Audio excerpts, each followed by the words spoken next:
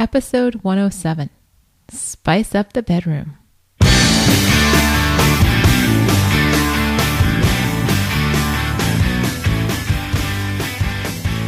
Welcome back to One Extraordinary Marriage, where we talk about life, love, and the pursuit of intimacy. You're here with Elisa DiLorenzo. And Tony DiLorenzo. Welcome all of you today. I have to tell you, it's very funny to watch Tony kind of get into the mood for doing a podcast. You know, as soon as having sex. No, I don't find that amusing at all. That's just downright serious. All right. No, but when the music starts for the podcast, you start doing this like little, I don't know, stretching thing. Stretching thing going on. His exercises, you know, like his pre-game workout that he does for the 15 seconds that the intro plays. So yep. I know you all can't see that, but I just thought it was important that I share it with you because he does it almost every week. Yeah. Happy Valentine's Day to each and every one of you who are listening to this on Tuesday, February 14th, 2012. Oh my goodness. Elisa and I are not huge advocates of Valentine's Day. No. We're not huge advocates of the whole commercialization. 'Tis true. Of Valentine's Day. Because we believe that in your marriage, you should probably have a Valentine's Day each and every month, which would be a date night.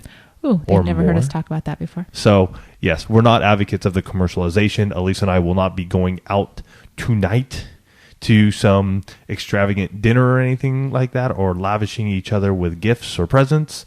We just don't, because we just feel that Valentine's Day in your marriage should be happening each and every day, and a date night should be happening, hey, at least once a month if you can make it happen. Absolutely. And, you know, a lot of people get wrapped up in, ooh, it's Valentine's Day. You know, I need to do the roses. I need to do, you know, dinner or the candy. And you guys have heard us talk about the budget often enough that when roses on the Sunday before Valentine's Day are, I don't know, $6, $8 a dozen or whatever they are, and suddenly on the 14th, they're 2, 3, 4 times as much. Buy them on Sunday, present them to her early, do it a pre-Valentine's Day gift. Same thing with dinner. And I think a lot of people get all wrapped up in celebrating just one day. Yeah. And really, we've heard from so many of you over the last 2 years about how you are incorporating love and that celebration of love into your daily life. Which is way more important than celebrating on one day. And so kudos to you. And we'd love to hear comments what you're doing this Valentine's Day. If maybe you've taken the lead. Ooh, maybe some of you have taken the lead and planned something really special for your loved one. You know, I'd love to hear some of the ideas on, you know, some of the creative things that you've done for this Valentine's Day, how you've decided to make it memorable. Of course, share it after so it doesn't ruin the surprise. But for Tony and I, we were supposed to actually have our Valentine's Day, kind of a pre-Valentine's Day. We were going to go out on Friday night, and which is typically what we do each and every year. We'll go the weekend before, and that didn't work out so well this week. Yeah, because it kind of ended up that our babysitter's younger sister came down with the flu and a sinus infection and a few other combinations of sickies, and so we opted not to have her come into our home, right, and possibly bring those germs, which was a good thing because our little one ended up coming down with something herself. Right. So Friday night, instead of date night, we ended up in screaming matches with our children and our children and each other. Mm-hmm. Because it was just, kids weren't feeling well. We were obviously a little frustrated with the fact that our night had not gone as planned. And so what was supposed to be this great date night turned into, you know, Mama Bear's fur comes up because Tony's going at the kids because the kids are being disrespectful, and just a fiasco. Yeah. Just this huge fiasco. And so then Tony takes, we don't usually do this, but, you know, kind of go into our week, but it kind of ties into the whole Valentine's Day thing. And, you know, so we've just got this chaos running rampant in our house. And on top of that, this week you're having your period. So on top of that, you're just sort of edgy as it is. I'm edgy and I don't feel well. I don't like to blame things on my period, but it definitely does impact just how I relate to the world for a couple of days, especially the first couple of days. And so then, you know, we're all just kind of like, ah! And then Abby starts the correction process. Right. Where she calms down enough that she wants to talk to her dad. Of course, she wants me in there because they were going at it. And so she starts bringing this whole thing around. So that in the span of about 45 minutes, we've gone from all out warfare in our house to a point where everybody's calmed down, having good conversation, hugs are going around the house, and we've salvaged it. But, that's the way it is sometimes. You make these big plans. And some of you, you may be listening to this on Tuesday and you may have had great plans for Valentine's Day, and then, something crazy happens, like a kid gets sick or a spouse has to stay late at work unexpectedly, or your sitter had to cancel on you last minute. A sitter had to cancel. And you can't find anybody else. And it was so often it's what we do in those moments that has the lasting impact. It's not whether or not you got to go on date night. It's how'd you handle the fact that you didn't go on date night? And ours was a big fail this week. And it so happened everything just sort of lined up, and with the kids rearing to go and just everything that happened, it's a big fail. And hey, you know what? We say that because we're not perfect. And we don't ever presume to come behind these mics and act like we're perfect, because you know what? We know that there are probably some of you out there that are having a tough time. Mm-hmm. And we want you to know that there's another couple right here beside you going, we know where you're at. And the best thing that I can say is for Elise and I, even though it was a tense moment and moments and time period, once it was all done, Elise and I were able to talk to each other, clear the air, and we moved on. And I think that's the big win.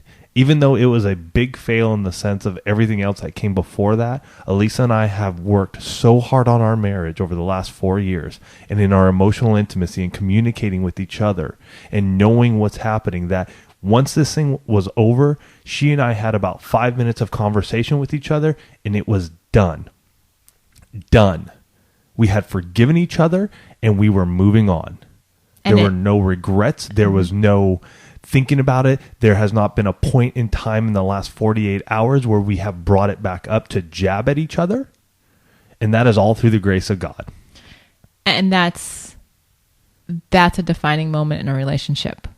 When you can get to a point where, and let's face it, we're not perfect human beings. And so you're going to have disagreements, and you're going to have those times when life does not go the way you thought it was going to go. Mm-hmm. Where your plans go drastically awry. And, it could have been a lingering long weekend of jabs and barbs and sarcasm and bitterness. And, we have been sleep deprived with a sick child. And so, that just lends itself to all kinds of fun little comments. Right. And we haven't had that. And that's not to say that we're perfect and we've got this whole arguing thing figured out. It's just to say that when you work on your emotional intimacy, you can get to a point where the inevitable arguments will come, but they don't wreak havoc on your marriage. And that's one of the things that we pray for all of you, that you get to a point in your marriage where you're like, all right, this was not one of our finer moments, but we're moving past it. So just a little bit about the DiLorenzos and our Valentine's Day plans that weren't. So we just have to got to work on rescheduling Valentine's Day for the month of February. Right. So let's get into the big topic. Let's spice it up. It is Valentine's Day and spring is around the corner. In some areas of the country. Well, March. Yeah. March is springtime. So we're almost there. And let's talk about our sexual intimacy. Let's talk about spicing up the bedroom. Mm-hmm. And we've talked about numerous things in the past, but we felt like, we've had so many people talking to us recently about sex and different things that come with sex and how they feel just confined in their bedroom and what they can and cannot do or should and shouldn't do. And so Elise and I, what we want to do with you today on this show is give you guys some ideas, give you guys some guidelines that maybe you can follow. Maybe you're one of those people that, you just need something to get you going and a guideline. And so what we want to do is we want to share a guideline with you that you can use. Many of these are things that we have done in our own marriage. So we will share from our point of view and what has happened. And hopefully we'll give you something that you can bring to your spouse, or hopefully you two of you are listening to this together. And the big thing is that you can change it up, bring it into your bedroom, try some things out, spice up the lovemaking. Because let's face it, we do like variety. We're definitely creatures of habit, but you go to a new restaurant and you're like, oh, huh. It's like all of these possibilities stretch out in front of you. And sometimes that can be overwhelming, but sometimes that's very exciting.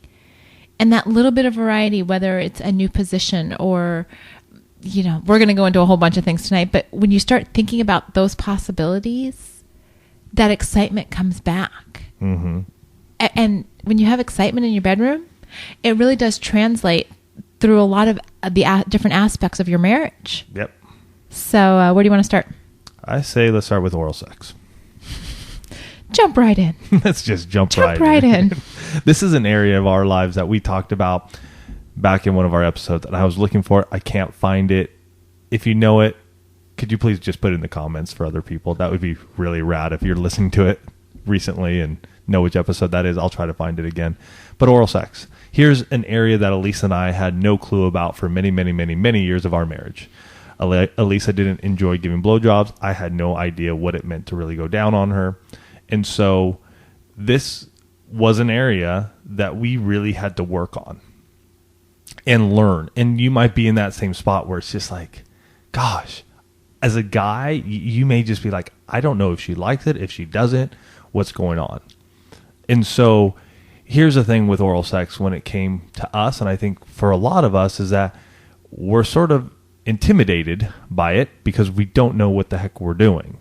So this is one of those that I believe the lights need to be on. You need to be talking to each other those first few times through. There needs to be vocalization. There needs to be some understanding of what's happening. And if you don't feel comfortable at night with the kids around, oh, and we got that voicemail we got to play too today, which is really good.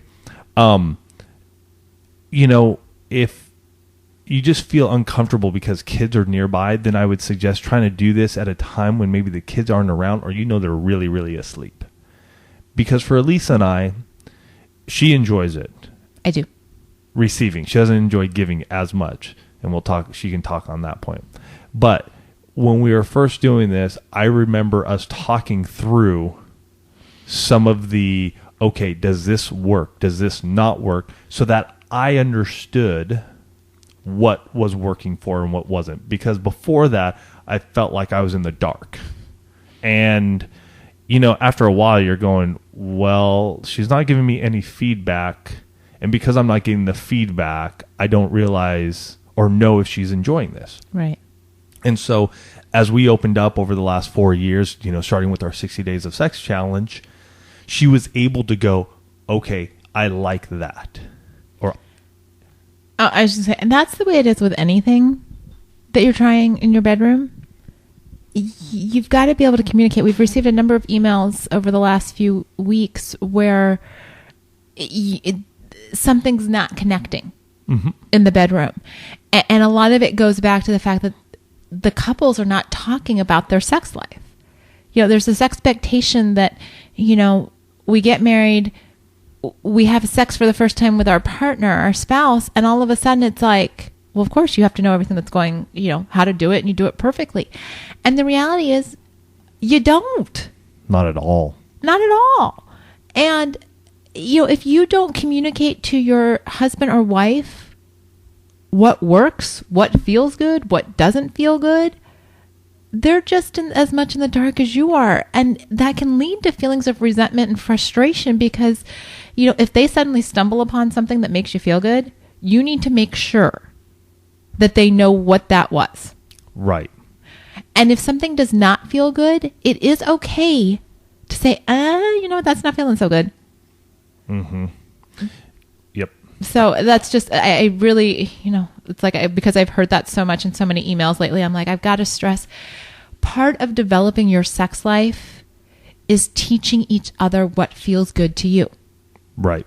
And you know what? I'm going to play this voicemail right now because I think it fits in perfectly with what we're talking about. So here we go. Hey, this message is from Sheldon from Edmonton, Alberta, Canada.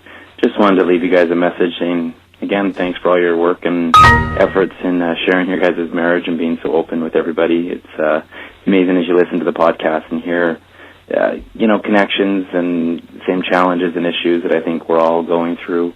One thing I just wanted to share and highlight was, I never realized the great difference that it would make for my wife and I in one simple change. Well, it wasn't a simple change. We have 5 kids and been married for 14 years, and the oldest is 12, the youngest is 2, and kids all in between.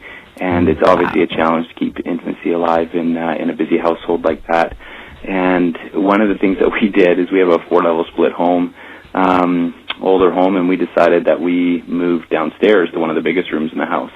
And that has, I would say, impacted probably our intimacy more than anything else. I never really realized before how noise in the bedroom affected my wife and her ability. I didn't care so much, but she totally did. And it wasn't until we moved downstairs that all of a sudden she was just more willing, more free, more able to express herself, and it's just made all the difference. And so just thought I'd put that out there if there's anyone else with that might be struggling with that or go, oh my gosh, I bet you anything that's my wife's challenge. Is it's just made all the world a difference. And again, keep it up. Tony and Lisa, thanks for your efforts in sharing and connecting with us and being open and honest. And thank you. Bye for now. There you go. That I thought worked out perfect because here it is. We were talking about the vocalization, sharing what you like and don't like. Well, you may feel impacted because, again, if there are kids, like they said, 12 to 2. I mean, we have a 9 and a 6-year-old here. That may impact our wives more than we expect, or even some of you guys as well. It may impact you as well. And so this is what these guys did. Do you have a 4-level split home? Maybe not. Maybe you can make some adjustments, though. Something to think about. Here in our house, we can't make that. So we make do. We know there are times when the kids aren't around where we can get a little more loud and voice our likes and dislikes. So, all right, we'll stop there. So oral sex. Are you done with the oral sex? Well, and you can talk on your side. On my side. Yeah, for me, giving oral sex is not nearly as pleasurable as receiving it. However, that being said, I do know that it is something that Tony enjoys. And so while he doesn't get it as often as he would like, you don't. Yeah, I know, but No, I was just going to say, even though you don't get it as often as you would like, it's not something I completely withhold from you. Right. I really have to mentally be in the mood to give it. And so that when you're getting it, I am right there. It is never a forced thing. It's like, okay, you know what? I'm up for this tonight. We're gonna go for it. We're gonna go for it. Yep. And that's where we've come to. And every once in a while he'll drop a little hint. If it's been way too long, and sometimes it's a big hint. But I'm open to that because that just says, you know what? That's a need of his. And because I'm not completely opposed to it, it's just something I need to keep in mind that, hey, he'd like to have oral sex. And, that's part of the communication. He knows that it's not my most favorite thing in the world. But he also knows that I understand it's a need or a want at times. And that's how we interact with our spouses, folks. You may not love everything that they enjoy in the bedroom. But every once in a while, and it's going to be an interesting choice of words here, but serving your spouse goes a long way to keeping that foundation together, that vital sexual intimacy.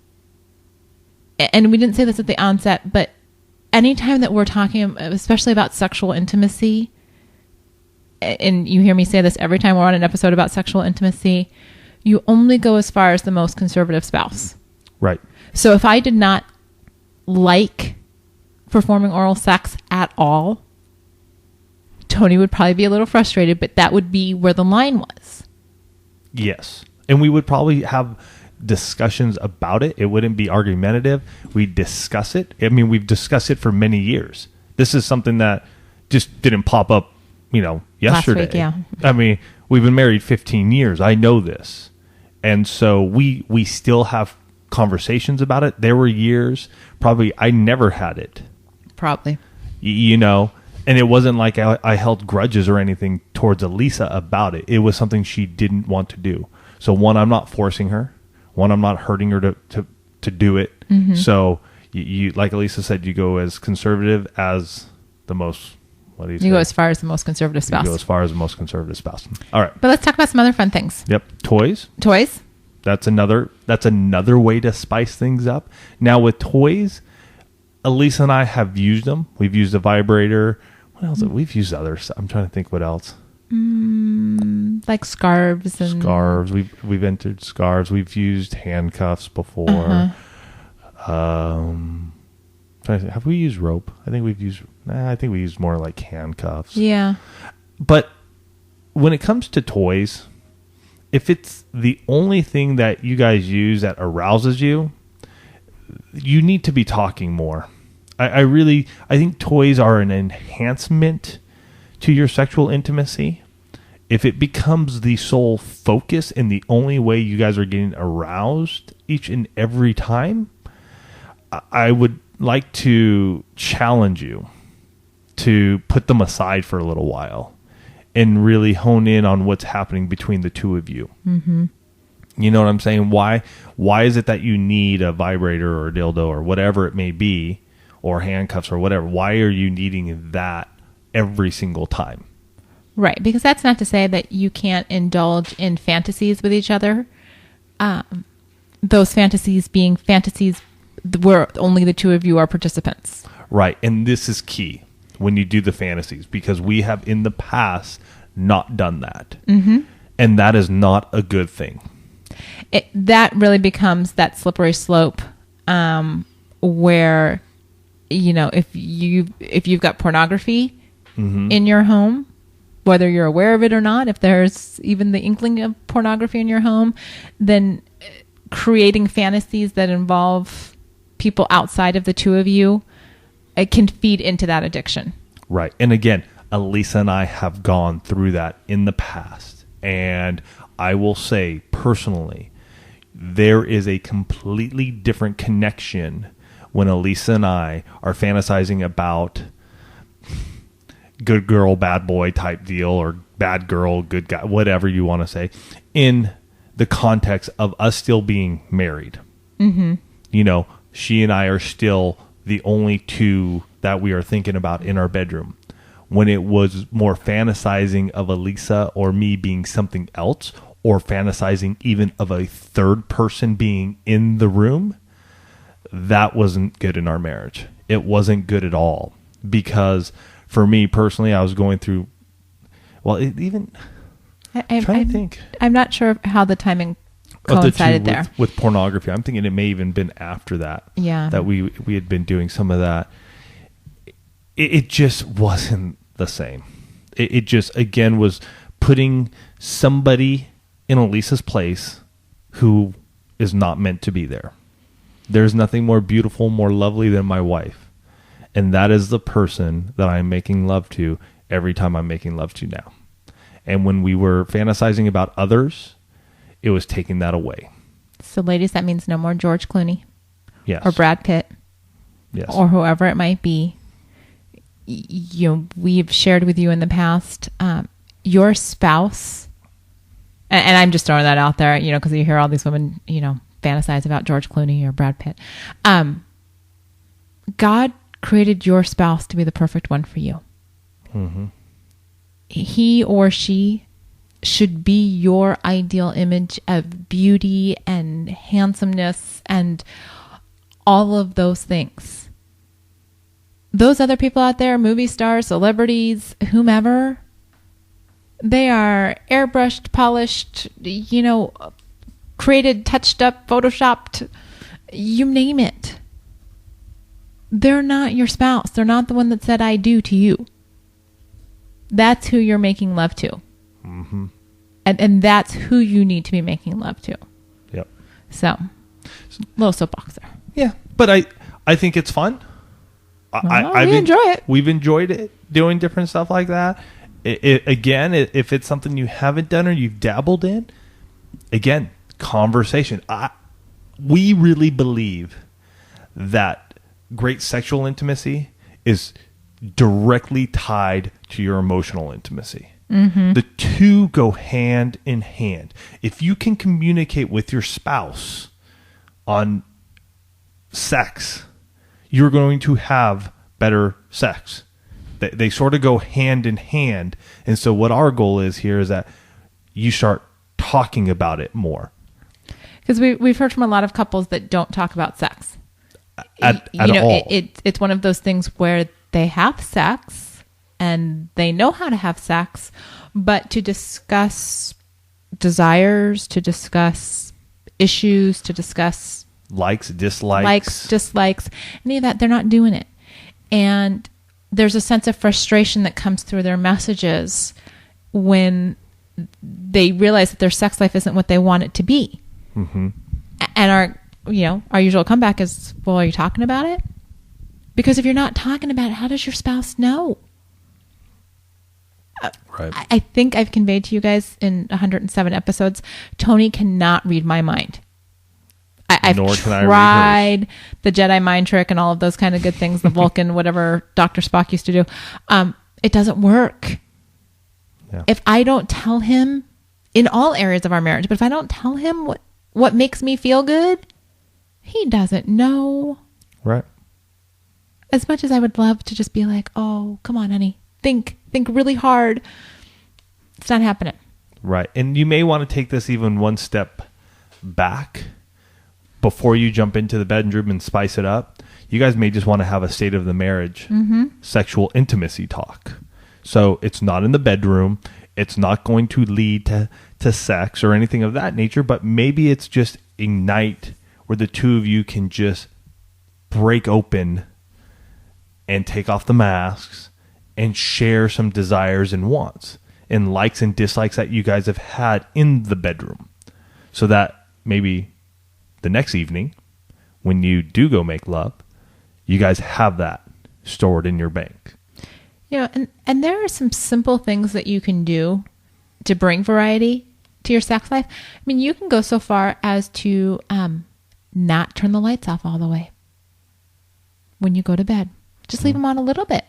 If you have a dimmer switch, if you don't have a dimmer switch, then, leave them on all the way. There's something to be said for actually seeing your spouse when you're making love. Kind of a whole new twist on it. Keep your eyes open. I was just going to say, keep your eyes open. That was one of our early podcasts. One of our listeners, I'm trying to think, was that Anita? Was it Anita? I don't remember. One of them, it had come up in conversation, and I had never thought about opening my eyes during sex. Kind of a crazy thing. But I remember the first time we did it, it's very intimate when you are locked eyes with your spouse while making love. There's just a connection there that and it's not like I'm like, laser beam eye lock on Tony every time we make love. No, but there are just times when I open my eyes, and to see your spouse in the midst of the passion is an amazingly beautiful thing that we often miss out on because our eyes are shut. Yep. So open your eyes. Yeah. You've heard us talk about change of scenery. Change those locations. Get out of your bed. Yeah. God has blessed you with homes. He's blessed you with the great outdoors. He's blessed you with cars. He's blessed you with RVs. Take advantage of it. Yeah. Heck, we've said this before. It could be as much as just jumping into the bathroom. Yeah. Tony did share the bathroom sink when we were in Michigan. The bathroom sink story that you guys all know.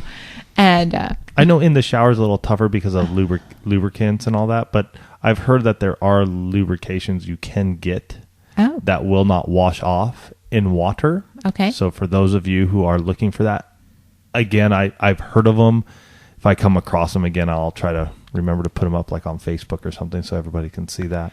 There are, in fact, we were talking with Bob when we were driving back to the airport in Michigan, And, you can get those they're like lottery cards. Well, we have those. We have those. Well, you can get those through, scratchers. Oh my gosh, why am I forgetting the website? Intentional Moments. Where, there's scratchers and you just kind of pull them off and whatever it says, that's what's going on.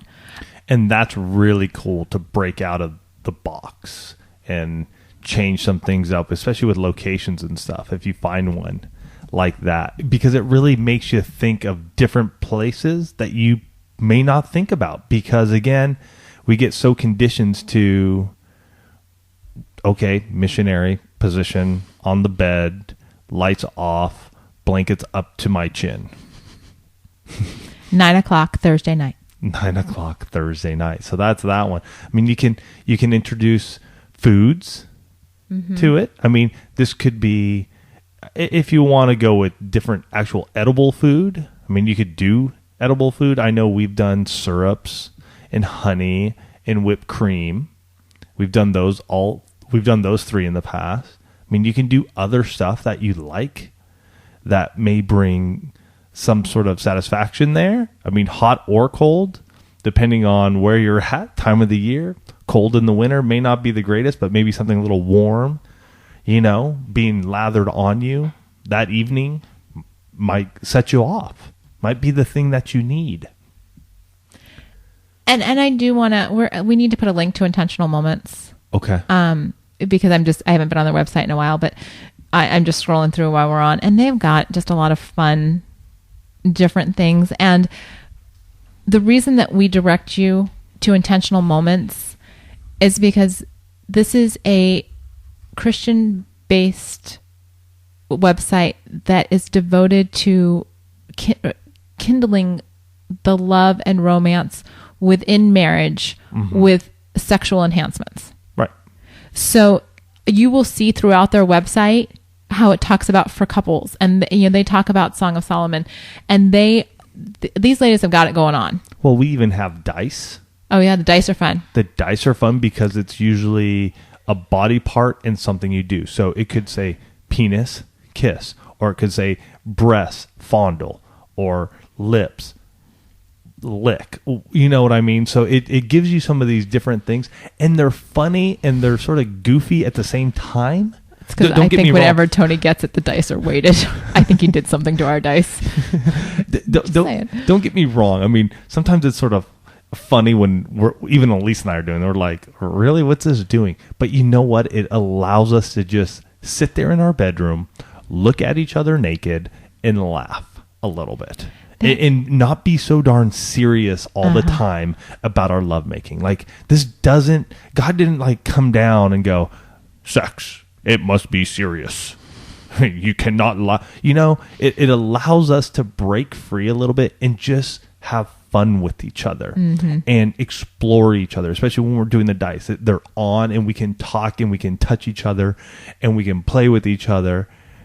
And then, you know what? It may be 5, it might be 10 minutes, whatever it is. And then we just sort of go, you know what? Game over. We're done with that. And it's totally cool. And we get sort of into our mode of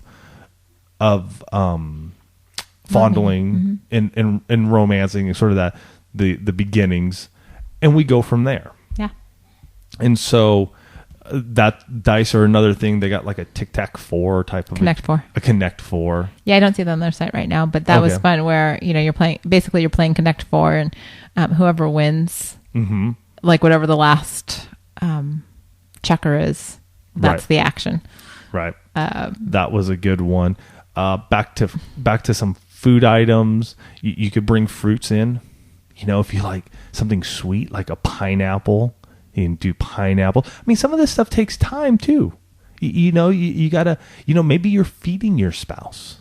Guys, maybe, she loves cherries and blueberries or something. Maybe you're just chopping those up before, getting them ready before, and you're just feeding her beforehand.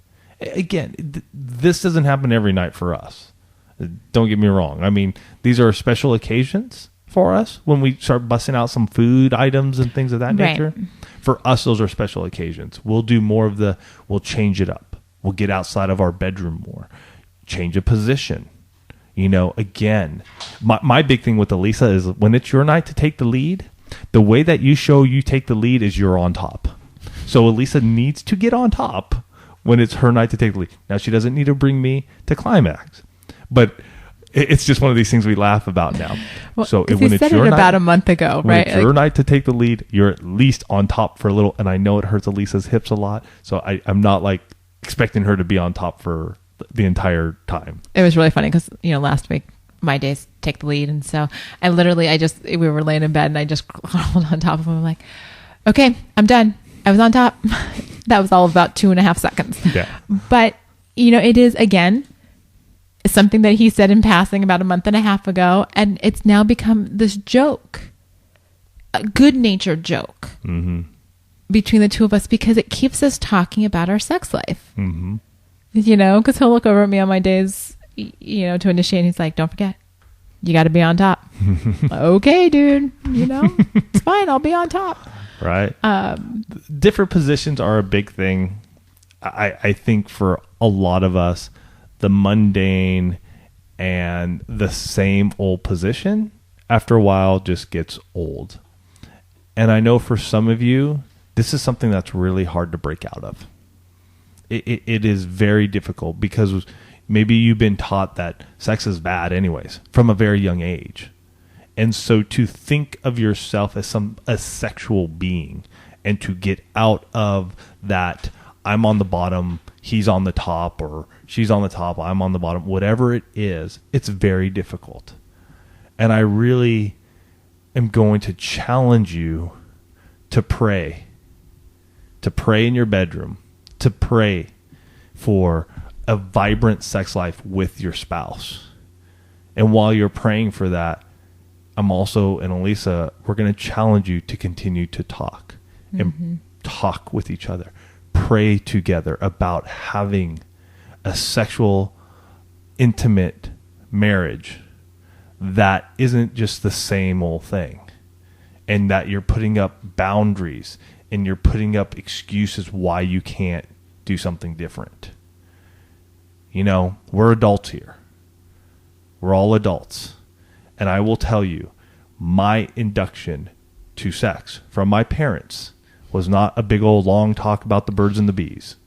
It was my dad telling me from an age of about 13, 14, 12, 13, 14, somewhere in that age.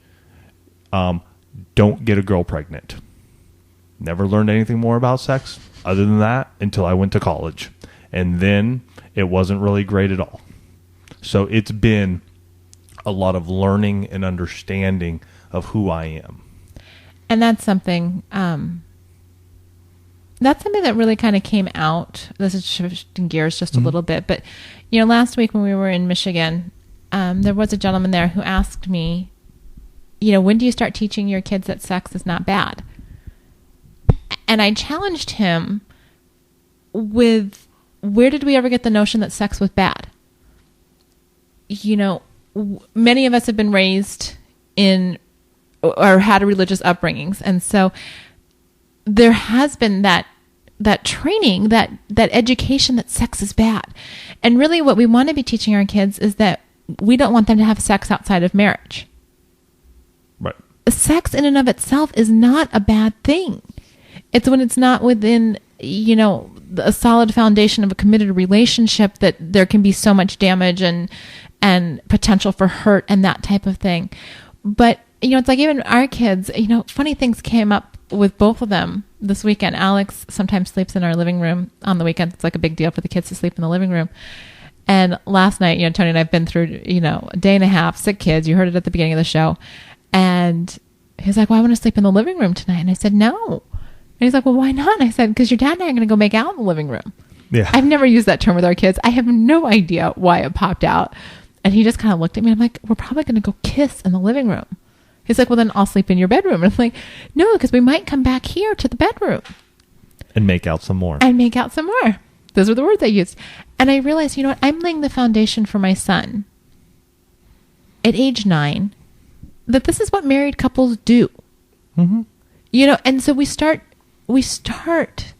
right now that within the confines of marriage, this is all normal and healthy. And when you grow up and you find that gal that rocks your world and you've put a ring on her finger and you've said I do, then by all means, go for it. But do you think that we're starting to talk to, in this house, we're starting to talk to our kids about sex in various ways, shapes, or forms? Yes. Mm-hmm. My children know that a baby grows in a uterus. They've learned that. They don't know exactly how a baby gets in the uterus just yet, but we're working on that, especially with Abby. She's a girl. She knows that mommy has a period. You know, so you can start laying this foundation so that we don't raise another generation of people who grow up, get into marriage, and don't know how to make the transition from sex is bad to my husband or my wife wants variety in the bedroom.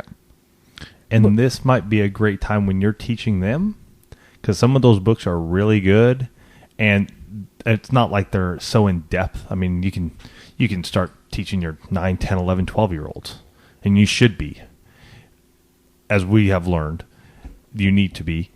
But you yourself can start learning again, and learning that God made sex. God, I mean, he put it out there for us to have, and he wants you to enjoy it. And so, as we finish up here, our last challenge to you is to really pray. Mm-hmm. Pray about your sex life.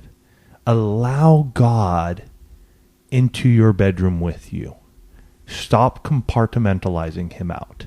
Stop not allowing him in. Give him the key. Allow him to touch your marriage, touch this most intimate place with you and your spouse, and share that with each other. Because as Elise and I have done, and allowing God into our bedroom, it has allowed us to be more open. It has allowed us to communicate better about sex. It has allowed us to try things together that I don't think we would have done before. Mm-hmm. But knowing that he is over it, he is blessing it, and we are just the vessels doing it. Can I read just one thing I saw up on, especially as we're wrapping this up for Valentine's Day? Sure. This was actually put up on a post by my cousin, and just something she had sent out to the family, but I want to share her words here about love, because I think it's a great way to close out the show and just to really think about your marriages. And she says, remembering the endurance needed to keep love throughout the years this Valentine's Day. It's not about the things others see. It's about the strength of heart that lovers see. It's not about the rights and wrongs. It's about a love lifelong. It's not about money or wealth. It's about living, loving, family, and good health. It's not about losing the fight. It's about accepting you're not always right. For the love my grandparents deeply shared for just hints and brief moments rarely seen this Valentine's Day, I wish for all of you to really look and enjoy all that you love, because life doesn't last forever, but love will. Amen to that. Something to think about this Valentine's Day. Totally. All right. If you'd like to get a hold of us, we'd love to hear from you. 858-876-5663. You can call in. That's our voice message line. Leave a message. We'll get it. If we think it's appropriate, we'll play it on the show. If you'd like to learn more about your physical and sexual intimacy, please pick up our book, Stripped Down, 13 Keys to Unlocking Intimacy in Your Marriage. It is a he said, she said book with questions at the end, which will allow you to open up more and give you some guidelines that you need that you can put with this podcast, and bring those two together and share it together and have the intimate lifestyle, sexual intimacy that you want in your life. All right. You guys have a fantastic Valentine's Day, a fantastic week. We love you. Hook up with us on Facebook. Email us if you need, and comment below. We'd love to hear what you got to say. Thank you, and love you guys.